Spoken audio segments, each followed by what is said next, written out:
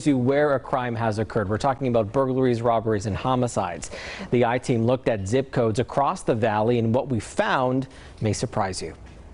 As leadership, we're constantly looking at how do we effectively deploy the officers that we have, and we do that through data. It's data now readily available online that Las Vegas Metro Police says helps send resources to fight against crime. The 8 News Now I-Team crunching those numbers, finding the top reported crime for each zip code in Metro's jurisdiction. We found that simple assault, where a person threatens or attempts to injure another. Nearly 3/4 of our 75 zip codes have simple assault as their top crime for last year. Certain areas have been identified as traditional hotspots or high crime areas. Deputy Chief Nick Farisi says it's no secret the Las Vegas Strip and areas around it can attract criminals and their vices. Metro saying gangs and pimps create their own problems. When you're living that lifestyle, you're going to be more prone to becoming a victim of a crime, and specifically a violent crime. Looking at violent crime by zip code, 89101 had the most homicides with 17. We're talking about the area just north of downtown. The most aggravated assaults were in 89115, with 425 reported last year. 89109 had the most sex offenses with 183. When it comes to property crime, 89119 had the most burglaries with 548. 89122 saw the most motor vehicle thefts with 237, and 89109 saw the most thefts from a motor vehicle with nearly 800. You know, it's really hard to catch every criminal. We showed our findings to Frank Rudy Cooper, a law professor at UNLV who studies these trends. While it's certainly important to concentrate on the Strip,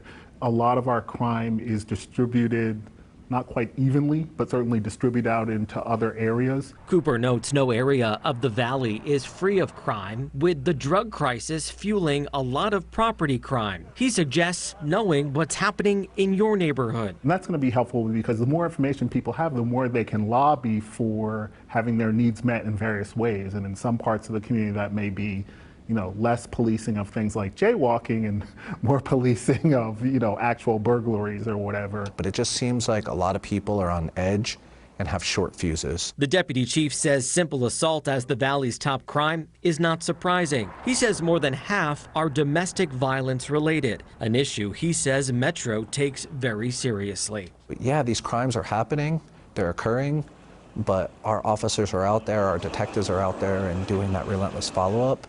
And we are making arrests.